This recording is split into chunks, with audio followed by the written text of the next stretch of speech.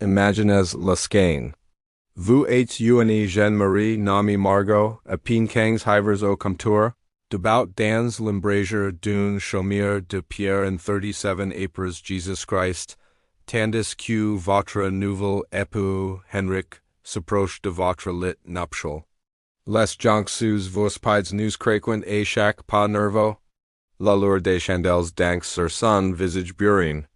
Il est presque 2 fois votre gige, choisi par votre pour s'estoire cochons et son demi-arpent d'orge. Vos mains tremblant alors que vous serrez la tunique de laine grossière que votre mire cousu pour cette nuit précise. La mime qu'elle porte et ses mire avant elle.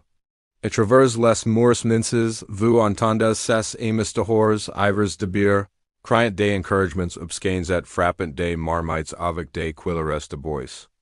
Ils ne pardon pas tant qu'ils n'auront pas entendu la preuve de la consommation. Votre souffle deviant court et saccade tandis que les doix calot Henrik atteinent le lasset de cuir votre gorge. Et vous vous demandez si les avertissements chuchotes de votre mère sur les devoirs conjugaux pourraient possiblement vous préparer à ce qui est sur le point de se passer dans cette pièce exiguë et infumée, qui sent la laine et les corps non laves. Si n'est pas une histoire d'amour. C'est la réalité de l'intimité médiévale. Un monde où les pratiques sexuelles étaient façonnées par la superstition, la terreur religieuse et les instincts de survie qui sembleraient complètement étrangers à notre compréhension moderne de la romance et du désir.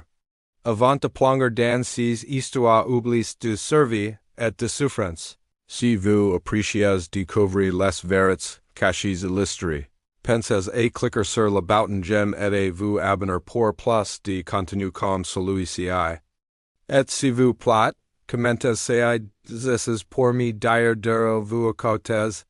J'ai trouvé incroyable que nous explorions ensemble ces recettes anciennes depuis différentes parties du monde, connexes et travers le temps et l'espace par notre curiosité commune envers le passé.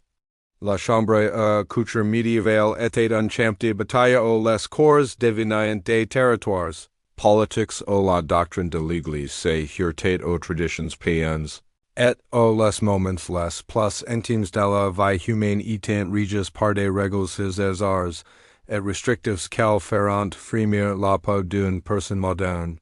Si ils n'étaient pas simplement des choix personnels, c'étaient des questions de salut éternel, d'honneur familial et littéralement de vie ou de mort. Les aimez vous ramener au monde de Margot où le concept de vie conjugale n'existait, pas parce que les épouses étaient des propriétés, où le sang menstruel était considéré si dangereux qu'il pouvait tuer les récoltes et où la mauvaise position sexuelle pouvait damner votre en pour l'éternité dans l'Europe médiévale, le lit conjugal n'était jamais vraiment privée. La communauté, l'Église, les superstitions anciennes avaient tous un intérêt dans ce qui s'est passé entre mari et femme. Quand Margot pausa Henrik NCT autumn 1347, leur union ne fut pas célébrée avec du champagne et de la danse. C'était une transaction commerciale scellée par des fluides corporels, témoin de voisins qui avaient tué fait le droit d'exiger la preuve de la consommation. Le rituel de la dette communiquait bien avant que le couple ne s'est touché. De bord venait la cérémonie du couture aux les invites du mariage traînait littéralement le mari et le mari vers leur chambre les déchabelant, en chantant des chansons grivoises puis restant dehors devant la porte et écouter les sons qui confirmeraient que le mariage était juridiquement contraignant. Les amis Henrik ne partiraient pas avant d'avoir entendu les cris de dollars de Margot, preuve que son hymen avait été rompu et le mariage consommé, mais c'est là que l'intimité médiévale devient vraiment bizarre. L'Église enseignait que même les couples mariés prévoyaient commettre des péchés mortels dans leurs propres lits. Saint Jérôme, écrivant au 4e siècle après Jésus-Christ, déclara qu'homme qui aime sa femme avec trop d'ardeur est un adultère. Les pères de l'Église croyaient que le plaisir excessif, même au sein du mariage, était une corruption de l'âme. Si il n'était pas simplement une théorie théologique, Thella façonné chaque aspect de la pratique sexuelle médiévale. Thomas d'Aquin, le grand théologien médiéval, établit des règles explicites pour les couples mariés dans essais some théologiques vers 1265 après Jesus Christ. Les rapports sexuels n'étant acceptables que certains jours de la semaine, pendant certaines saisons, et dans une position spécifique, l'homme odysseus, la femme indécis, face à face. Toute déviation était considérée contre nature et donc pécheresse. Le sexe oral était entièrement interdit, tout comme les rapports pendant les menstruations, la grossesse ou l'allaitement. L'Église calculait que si toutes ces règles étaient suivies, les couples mariés ne pourraient avoir des rapports sexuels qu'environ 50 jours par an. Margot aurait appris ces règles d'essai mir, qui les apprit du prater du village pendant la confession. Le poids de la damnation éternelle planète sur chaque moment intime. Quand Henrik la touchet un mercredi interdit pendant le carême elle faisait face à un choix impossible. C'est soumettre à la volonté de son mariette. Risquer son amour refuser et affronter ses colères dans un monde où la violence domestique n'était pas seulement légale mais attendue. La compréhension médiévale de la sexualité féminine reposait sur des malentendus fondamentaux qui existeraient pendant des siècles. Les textes médicaux de l'époque, influencés par des sources grecques et romaines anciennes, enseignaient que les femmes étaient essentiellement des hommes défectueux. Leurs organes sexuels étaient simplement des versions inversées de l'anatomie masculine. Le vegan était considéré comme un pénis retourné et les ovaires étaient des testicules internes. Ce n'était pas de la simple ignorance. C'était une connaissance médicale codifiée enseignée dans les universités à travers l'Europe. Ces croyances avaient des conséquences profondes sur la façon dont les gens médiévaux comprenaient le désir et le plaisir féminins. La médecine Constantin l'Africain écrivain au XIe siècle après Jésus-Christ affirmait que les femmes éprouvaient le plaisir sexuel différemment des hommes. Elles nécessitaient une stimulation prolongée et des orgasmes multiples pour concevoir. Thella conduisit à la croyance médicale bizarre que le viol ne pouvait pas entraîner de grossesse parce que la femme ne pouvait pas atteindre le plaisir nécessaire. Si une femme tombait enceinte après une agression sexuelle, les tribunaux médiévaux prenaient souvent Thella comme preuve qu'elle avait apprécié l'expérience et était donc partiellement responsable. La mère de Margot l'aurait poter mise en garde contre l'utérus vagabond. Une condition que les médecins médiévaux croyaient pouvoir causer l'hystérie, la folie et même la mort. Ils pensaient que l'utérus pouvait littéralement se déplacer à l'intérieur du corps d'une femme, voyageant vers le haut pour étrangler son cœur ou vers le bas pour s'échapper par son vegan. Les traitements incluent la fumigation du vegan avec des odeurs agréables pour attirer l'utérus à sa place, ou l'application de substances malodorantes au nez pour le repousser vers le bas. La période médiévale hérita d'un réseau complexe de croyances sur la fertilité issues de traditions païennes que l'Église ne parvint jamais vraiment à éradiquer. Les sages femmes des villages, souvent qualifiées de sorcières par les générations ultérieures, maintenaient une connaissance souterraine des herbes, rituels et pratiques destinés à encourager la conception, prévenir la grossesse ou assurer la naissance d'enfants mâles. Dans les forêts entourant le village de Margot, les femmes cueillaient des plantes spécifiques sous la pleine lune. La polio et la tanaisie étaient infusées en thés qui pouvaient prévenir la grossesse, bien que le dosage entre contraception et mort fait périlleusement mince. La racine de mandragorie en forme de figure humaine était censée augmenter la fertilité lorsqu'elle était portée comme une amulette contre la peau. La racine était si précieuse que des versions contrefaites fabriquées à partir de brins sculptés étaient courantes sur les marchés médiévaux. L'Église condamnait officiellement ces pratiques comme de la sorcellerie, mais même les chrétiens devaient ne pouvaient pas les abandonner entièrement. La frontière entre médecine populaire et magie était impossible à tracer. Une femme pouvait prier Sainte Marguerite pour un accouchement sans danger tout en entrant simultanément un morceau de placenta sous son soul pour assurer à ses fertilite future. Elle pouvait porter un crucifix et l'église tout en cachant un morceau d'ombre entre ses seins pour prévenir une fausse couche. La contraception médiévale était un mélange dangereux de superstition, de poison et de désespoir. On enseignait aux femmes de sauter en horaire 7 fois après le rapport sexuel pour prévenir la conception, au de boire du vin mélange à des abbesses broyées. Plus dangereuses étant les potions faites de mercure, de plomb et d'autres substances toxiques qui tuent souvent en même temps que toute grossesse potentielle. Les conséquences d'une grossesse non désirée étant sévères. Dans un monde sans contraception fiable, les femmes faisaient face à la menace constante de mourir en couches. Les talks de mortalité maternelle étant stupéfiants, une femme sur trois mourait pendant au pelos l'accouchement.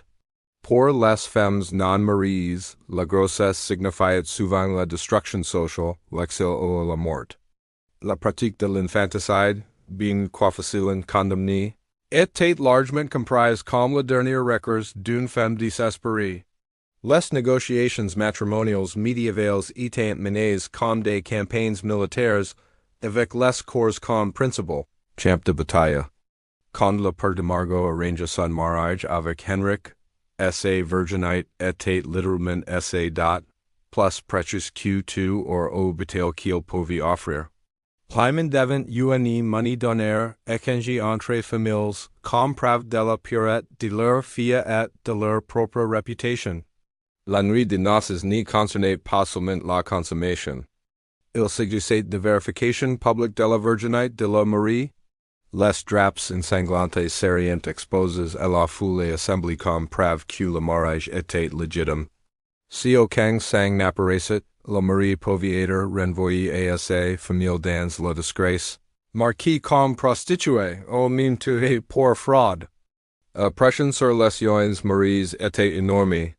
Certains se piqueraient secrètement les doigts ou cacheraient du sang de poulet pour falsifier les preuves que leurs nouvelles familles exigeantes.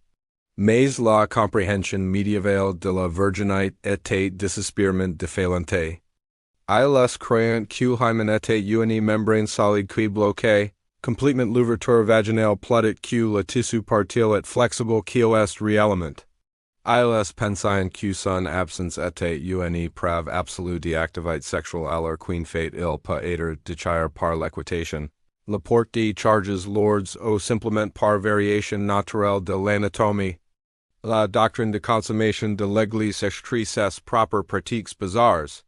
Un mariage n'était pas considéré juridiquement contraignant tant que les rapports sexuels n'avaient pas eu lieu, ce qui signifiait que prouver ou refuter la consommation devenait une question d'enquête légale. Les tribunaux de l'église examinaient mariées femmes, les interrogeant séparément sur les détails intimes de leur nuit de noces. Ils inspectant le corps de la femme pour des signes de pénétration et questionnant les voisins sur ce qu'ils avaient entendu à travers les murs. Les positions sexuelles médiévales étaient strictement réglementées par la doctrine de l'Église, mais la réalité était bien plus complexe. La position du missionnaire n'était pas seulement préférée. C'était la seule position qui ne damnerait pas votre menenfer. L'Église enseignait que toute position mettant la femme au dessus était contre nature car elle violait l'ordre naturel de la domination masculine. L'entrée par l'arrière était considérée bestiale, reliant la sexualité humaine aux pratiques de couplement animales. Pourtant, la littérature médiévale laisse entrevoir une réalité plus complexe. Les fabliaux, contes, comics grivois populaires dans la France médiévale décrivant des rencontres sexuelles qui orient scandalisent les autorités ecclésiastiques. Ces histoires, souvent racontées par des ménestrels itinérants dans les tavernes et sur les places de marche, révélant un monde parallèle où les couples expérimentant des pratiques interdites malgré la menace de damnation éternelle. Le poète français André Le Chaplin écrivant vers 1184 après Jesus Christ. Découvrez des rituels décor labors incluent des instructions détaillées pour les positions et techniques sexuelles. Son gouvernement sagar moyens parmi la noblesse, il existe une compréhension sophistiquée du plaisir sexuel qui a la bien au-delà des enseignements restrictifs de l'Église. Cependant, ces pratiques étant des secrets dangereux. La découverte pouvait signifier l'excommunication, l'exil ou la mort. Les gens médiévaux viviant dans la terreur des démons sexuels senses sadiques ou humains, pendant leurs moments les plus vulnérables. Le succube et l'incube n'étant pas simplement du folklore. C'étant des faits médicaux et théologiques excepts. Les autorités ecclésiastiques enseignant que ces démons pouvaient prendre forme humaine pour séduire hommes et femmes, volant leur force vitale par l'intermédiaire des rapports sexuels. Le succube, un démon femelle qui séduisait les hommes, était blâmé pour les émissions nocturnes, les rêves sexuels et toute pensée sexuelle survenant au mariage. Les théologiens médiévaux développèrent des théories élaborées sur le fonctionnement de ces démons. Ils croyaient qu'un démon pouvait d'abord prendre forme féminine pour collecter les semences d'un homme, puis se transformer en forme masculine pour imprégner une femme avec les semences volées. Tout enfant né d'une telle union était sans être maudit ou démoniaque. L'incube possède une menace encore plus grande aux femmes médiévales. Ces démons mâles étant réputés physiquement plus forts que les humains et capables de maîtriser leurs victimes. Les femmes qui rapportaient des rêves ou expériences sexuelles qu'elles n'y pouvaient expliquer étant souvent accusées de consort avec des démons. La frontière entre victime et sorcière était terriblement mince. La paralysie du sommeil, maintenant comprise comme un phénomène neurologique, était interprétée comme une agression sexuelle démoniaque. Les hommes et femmes qui se révélaient incapables de bouger, souvent avec la sensation de pression sur leur poitrine, étaient censés être sous attaque démoniaque. L'Église prescrivait des rituels élabores d'exorcisme et de purification. Mais de nombreuses victimes présumées étant brûlées comme sorcières et la place. La compréhension médiévale de la menstruation était enracinée dans la terreur et la superstition qui persisteront pendant des siècles. Le sang menstruel était considéré comme du poison, si toxique qu'il pouvait tuer les récoltes, aigrir le vin et faire perdre leur virilité aux hommes. Le naturaliste romain Pline l'Ancien, dont les œuvres étant encore édités dans les universités médiévales, affirmait que le sang menstruel pouvait rendre les gens fous et faire perdre leur tranchant au couteau. Les femmes pendant leurs cycles menstruels étant considérées comme des polluantes dangereuses se devaient être isolées de la société normale. Elles ne pouvaient pas entrer dans les églises, préparer la nourriture ou toucher les objets sacrés. Dans de nombreux villages, les femmes menstruées étaient obligées de vivre dans des huttes spécialisées de la communauté jusqu'ici que leur sément cesse. L'Église enseignait que la menstruation était la punition de Dieu pour le péché originel d'Ève, faisant de chaque cycle mensuel un rappel de la honte féminine. Le manque de compréhension concernant la menstruation crée des pratiques médicales bizarres. Les médecins croyaient que le sang menstruel qui n'était pas correctement expulsé du corps s'accumulerait et empoisonnerait la femme de l'intérieur. Ils prescrivaient des saignées, purges et autres traitements dangereux pour équilibrer les humeurs féminines. Certains docteurs recommandaient les rapports sexuels comme remède aux troubles menstruels, croyant que la sémence masculine pouvait neutraliser les effets toxiques du sang menstruel. Les femmes médiévales développèrent leur propre connaissance secrète sur la gestion de leurs cycles. Elles utilisaient de la mousse, des chiffons de tissu et de la peau de mouton comme protection menstruelle primitive. Elles suivaient leurs cycles selon les phases lunaires et développaient des remèdes à base de plantes pour soulager les cramps et réguler leur flux. Cette connaissance était transmise à travers les générations de femmes, soigneusement cachée des médecins masculins et des autorités ecclésiastiques qui pourraient la condamner comme sorcellerie. La période médiévale vit l'émergence de théories élaborées sur la compatibilité sexuelle basées sur les signes astrologiques, les humeurs corporelles et les caractéristiques physiques. Les médecins médiévaux croyaient que le plaisir sexuel et la fertilité dépendaient du bon équilibre des humeurs chaudes et froides, humides et sèches chez les deux partenaires. Un maréchal pourrait être incompatible avec une femme froide, menante, et un dysfonctionnement sexuel et l'infertilité.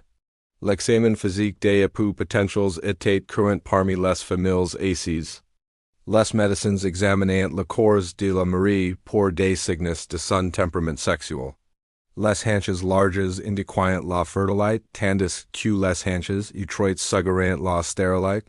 La taille et la forme du pénis du mari étaient analysées pour leur compatibilité avec ses futurs maris. Ces examens étaient means avec le même détachement clinique utilisé pour examiner l'hôpital. Les autorités ecclésiastiques développèrent leurs propres théories sur la compatibilité sexuelle basées sur des caractéristiques spirituelles plutôt que physiques. Elles enseignaient que les couples trop étroitement liés, soit par le sang, soit par parenté spirituelle, seraient maudits avec un dysfonctionnement sexuel et des enfants monstrueux. Les règles complexes de consanguinité signifiant que de nombreux mariages médiévaux furent ultérieurement annulés quand des connexions familiales précédemment inconnues furent découvertes. La sexualité médiévale était profondément liée aux concepts d'honneur, de honte et de position sociale. La prose sexuelle d'un homme était directement liée à sa réputation de guerrier et de leader. L'impuissance n'était pas seulement un échec personnel, c'était une humiliation publique qui pouvait détruire la position d'un homme dans sa communauté. Les Franquets médiévaux développèrent des euphémismes élaborés pour le dysfonctionnement sexuel, créant un vocabulaire disant que imprègne chaque aspect de l'interaction sociale. Pour les femmes, la réputation sexuelle était encore plus fragile. Le moindre soupçon d'impropriété pouvait détruire les perspectives de mariage d'une femme et l'honneur de sa famille. Les villes médiévales étaient de petites communautés où tout le monde connaissait les affaires de tout le monde. Une femme vue en train de parler à un qui n'était ni son mari et un parent pouvait être marqué comme prostituée. Les normes de comportement féminin étaient si restrictives que même les femmes mariées vivaient dans la peur constante des commerges et des accusations. Le système juridique médiéval reflétait ces anxietés sexuelles dans son traitement du viol, de l'adultère et de l'agression sexuelle. Le viol était défini non comme un crime contre la femme, mais comme un crime contre l'homme, qui la possédait, son mari, ou son seigneur. La punition pour viol variait dramatiquement selon le statut social de la victime et du coupable. Un noble qui violait une paysanne pouvait payer une petite amende, tandis qu'un paysan qui violait une noble femme ferait face à la torture et la mort. L'adultère était puni encore plus sévèrement, mais seulement pour les femmes. Une femme mariée qui avait des rapports avec un autre homme que son mari pouvait être tué par son époux sans conséquences légales. Les codes juridiques médiévaux accordaient spécifiquement aux maires le droit d'assassiner les épouses, adultères, et leurs amants s'ils étaient pris en flagrant délit. Les hommes, cependant, étaient généralement libres d'avoir des rapports avec des femmes non mariées, des prostituées ou leurs propres servants sans conséquences légales. La période médiévale vit le développement de rituels de cour élaborés qui influenceront la culture européenne pendant des siècles. La tradition de l'amour courtois popularisée dans la poésie des troubadours crée un monde parallèle où le désir sexuel était élevé spirituel. Ces idées romantiques étaient principalement une fantaisie littéraire appréciée par la noblesse, mais elles eurent des effets profonds sur la façon dont les gens médiévaux comprenaient la relation entre amour et sexualité. La tradition de l'amour courtois enseignait que le véritable amour n'y pouvait exister qu'en dehors du mariage. La dévotion d'un chevalier à sa dame était censée rester éternellement non satisfaite, Existent dans un état d'aspiration constante qui purifie l'homme par la souffrance. Thella crée une division bizarre entre la sexualité conjugale purement fonctionnelle et l'amour romantique purement spirituel. La réalité de la cour médiévale était bien plus pragmatique. Parmi la paysannerie, les gens pouvaient avoir un certain choix dans leurs partenaires de mariage. Mais les considérations économiques primaient toujours sur la préférence personnelle. Une fille du village pouvait favoriser le fils du forgeron, mais si le moynier affrait de Miller's termes et son père, elle se retrouverait mariée, et un homme qu'elle connaissait à peine. Les pratiques des fiançailles médiévales incluaient des rituels destinés à tester la compatibilité des époux potentiels. Dans certaines régions, les couples fiancés étaient autorisés à dormir ensemble habiles. Séparés par une planche de bois appelée planche de regroupement. Cette pratique permettait aux familles d'évaluer si le couple était physiquement compatible sans risquer une grossesse, ou violer la doctrine de l'Église sur le sexe prenuptial.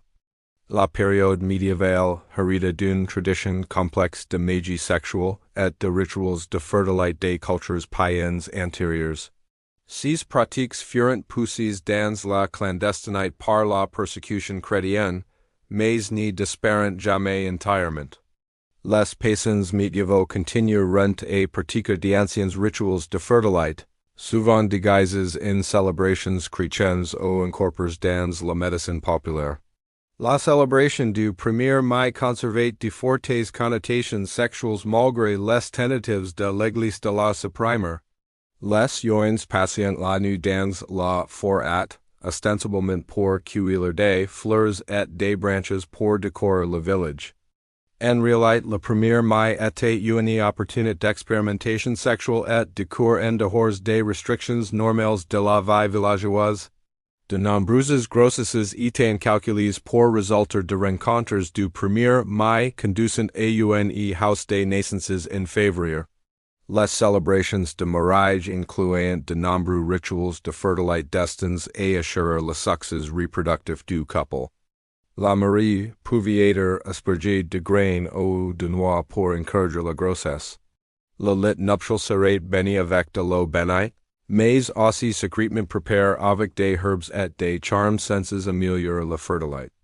Ces pratiques représentaient une tentative désespérée de contrôler la reproduction dans un monde où la mortalité infantile était dévastatrice, et la survie familiale dépendait de la production d'enfants en bonne santé. La compréhension médiévale de la conception était un mélange bizarre de philosophie aristotélicienne, de doctrine chrétienne et de sagesse populaire. Les médecins médiévaux croyaient qu'hommes et femmes produisaient tous, de une semence coxée combinée pendant les rapports pour créer une nouvelle vie. Ils enseignaient que l'orgasme féminin était nécessaire à la conception, conduisant à la croyance tragique que les femmes ceci tombaient enceintes après un veille devant avoir apprécié l'expérience. Les gens médiévaux développèrent des théories élaborées sur la façon d'influencer le sexe des enfants à naître. Ils croyaient que la conception pendant certaines phases de la lune produirait des enfants mâles, tandis que d'autres résulteraient en femelles. La position des étoiles au moment de la conception était censée influencer non seulement le sexe de l'enfant, mais aussi sa personnalité et ses perspectives futures. La période médiévale vit le développement de méthodes de plus en plus sophistiquées de contrôle et de surveillance sexuelles. L'Église établit des réseaux d'informateurs qui rapportaient sur la vie privée de leurs voisins.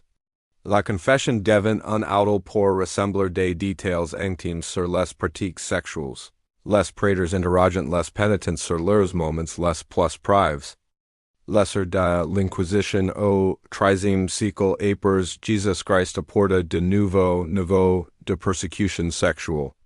Les hérétiques présumés étaient torturés pour confesser non seulement leurs croyances religieuses, mais aussi leurs pratiques sexuelles. Les manuels d'interrogation utilisés par les inquisiteurs incluaient des questions détaillées sur les positions sexuelles, la fréquence des rapports et même les sensations physiques éprouvées pendant les rapports. Les prisons médiévales incluent des punitions spéciales pour les crimes sexuels. Les femmes condamnées pour adultère pouvaient être emprisonnées dans des cages, si petites qu'elles n'y pouvaient pas se tenir debout. Nori seulement de peine et de ucasi et qu'elles meurent de faim. Les hommes condamnés pour viol pouvaient être castés publiquement avant d'être pendus. Ces punitions extrêmes étant destinées non seulement à punir les coupables, mais à terroriser toute la communauté pour obtenir la conformité sexuelle. A période médiévale produisit une vaste littérature de conseils et d'instructions sexuelles, bien que la plupart fussent cachés des gens ordinaires.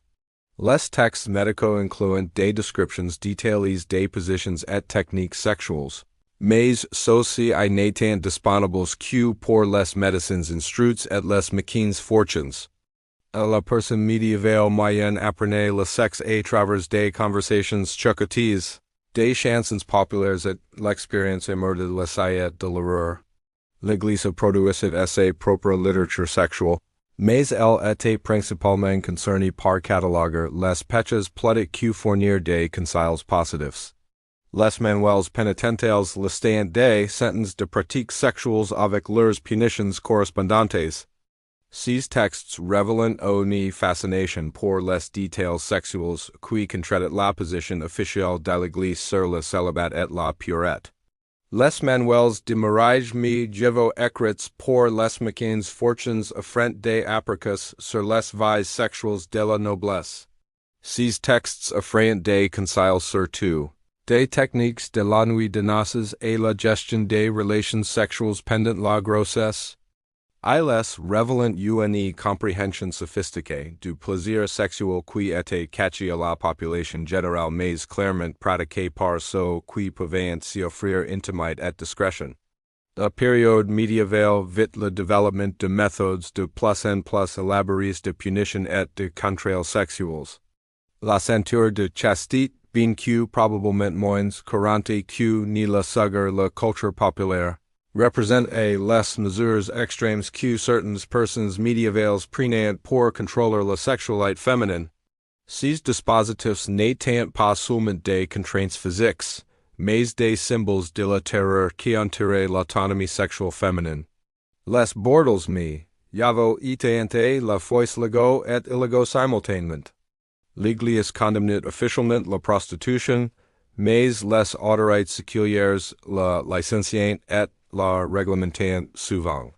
Les villes médiévales maintenaient des quartiers chauds officiels, où les prostituées travaillaient sous supervision gouvernementale. Ces femmes étant tenues de porter des vêtements distinctifs, de vivre dans des zones désignées et de se soumettre à des examens médicaux réguliers. La période médiévale produisit certains des coutumes sexuelles les plus bizarres de l'histoire européenne. Le droit de cuissage, ou droit de la première nuit, aurait donné aux seigneurs féodaux le droit d'avoir des rapports avec les maris de leurs paysans lors de leur nuit de noces. Bien que les historiens débattent de l'existence réelle de cette pratique, la simple possibilité révèle la vulnérabilité sexuelle complète des paysans médiévales. Les gens médiévaux croyaient que les pratiques sexuelles pouvaient influencer tout de la météo succès des campagnes militaires.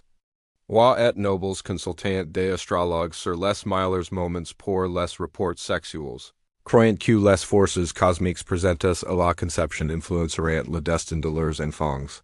Les commandants d'armée pouvaient ordonner à leurs soldats de s'abstenir de sexe avant la bataille, croyant que l'activité sexuelle drainerait leur vigueur martiale. La période médiévale vit le développement de méthodes de plus en plus sophistiquées de surveillance et de contrôle sexuels. Les communautés villageoises développèrent des systèmes élaborés de pression sociale destinés à réguler le comportement sexuel. Les unions étant rarement autorisées à être seules ensemble, et les couples mariés étant censés conduire leurs vies intimes selon les normes communautaires. La compréhension médiévale du plaisir sexuel était profondément influencée par les enseignements religieux sur la nature de l'âme et du corps. L'Église enseigne que le plaisir sexuel était un piège tendu par le diable pour éloigner les humains de la contemplation spirituelle. Même au sein du mariage, l'agence excessive des rapports sexuels était considérée comme un péché qui pouvait damner l'âme en enfer. Les gens médiévaux développeront des techniques élaborées pour gérer le désir sexuel et contrôler leurs corps. L'hygiène, les bains froids et la mortification physique étant utilisées pour supprimer les pulsions sexuelles. On enseigne aux jeunes à éviter les situations pouvant mener à l'excitation sexuelle, incluant certains aliments, musiques et formes de divertissement. A période médiévale produisit une vaste culture souterraine de transgression et de rébellion sexuelles. Malgré les tentatives de l'Église de contrôler la sexualité humaine, les gens médiévaux trouveront des moyens d'exprimer leurs désirs et de poursuivre le plaisir. Ce monde parallèle de rébellion sexuelle existait au quitte de la culture officielle de répression et de contrôle. La sexualité médiévale était façonnée par des considérations pratiques que les gens modernes considèrent rarement.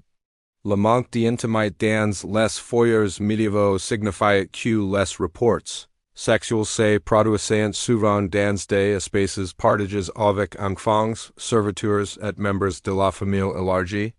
Les sons et odeurs de l'activité sexuelle faisaient partie de la vie quotidienne d'une manière qui choquerait les sensibilités modernes. La période médiévale vit le développement de relations de plus en plus complexes entre sexualité et classe sociale. Les privilèges sexuels de la noblesse faisaient partie de leur schéma plus large de domination sociale. Seigneurs et dames avaient accès des chambres privées, des nourritures exotiques et du temps libre qui leur permettaient d'explorer le plaisir sexuel de façons impossibles pour les paysans. Le mariage médiéval concernait finalement la survie politique que l'amour ou la satisfaction sexuelle.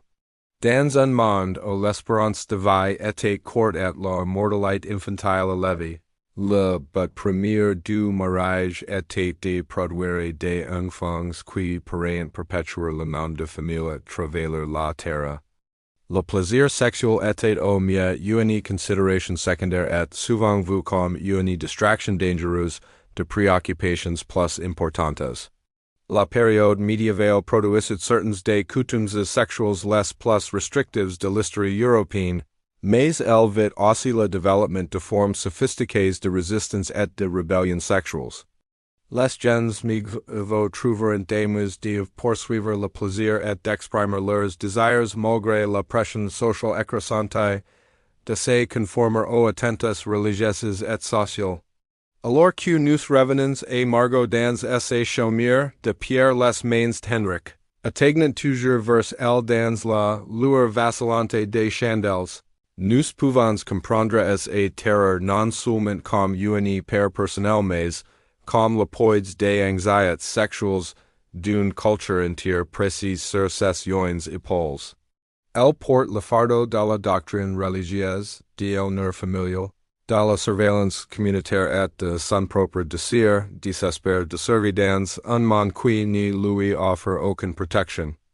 La période médiévale nous rappelle que la sexualité humaine est toujours été façonnée par le pouvoir, la peur et le contrôle social.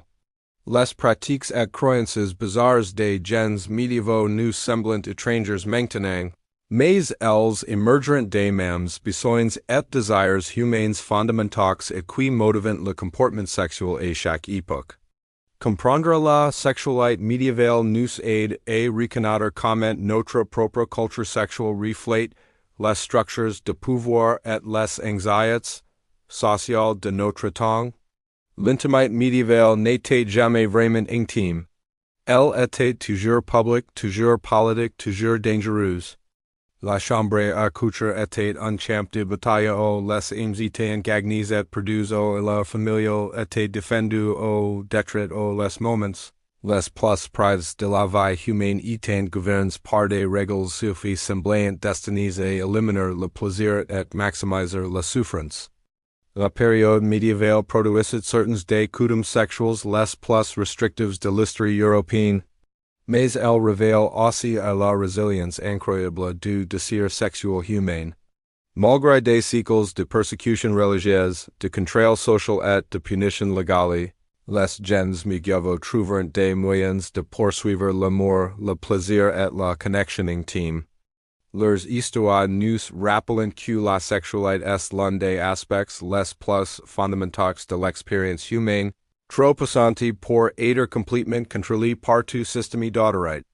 Les pratiques sexuelles étranges et souvent troublantes de l'Europe médiévale n'étaient pas simplement le résultat de l'ignorance ou de la superstition.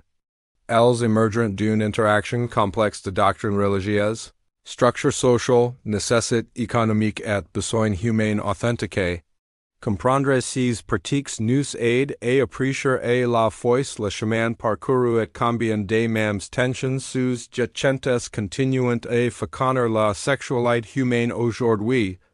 En fin de compte, la période médiévale nous enseigne que la sexualité est toujours politique, toujours dangereuse et toujours essentielle à l'expérience humaine. Les pratiques intimes bizarres des gens médiévaux furent leurs tentatives de naviguer ces tensions éternelles, entre désir et contrôle, plaisir et danger, amour et survie. Leurs luttes nous rappellent que la liberté sexuelle et d'intimité authentiquée n'est pas une invention moderne, mais une aspiration humaine ancienne que transcende tout moment historique particulier. La lueur des chandelles danse toujours sur le visage brûlant Henrik alors qu'il atteint la jeune Margot. Mais maintenant nous comprenons que ce moment contient tout le poids de la culture sexuelle médiévale. La peur, la superstition, l'espoir désespère de survie, l'aspiration humaine éternelle et la connexion malgré des chances impossibles. Dans ces mains tremblantes et ces doix calo, nous voyons non seulement deux personnes, mais la collision d'anxietés et désirs sexuels de toute une civilisation joyeuse dans l'espace le plus intime imaginable. Pourtant jamais vraiment privée, jamais vraiment sûre, jamais vraiment libre.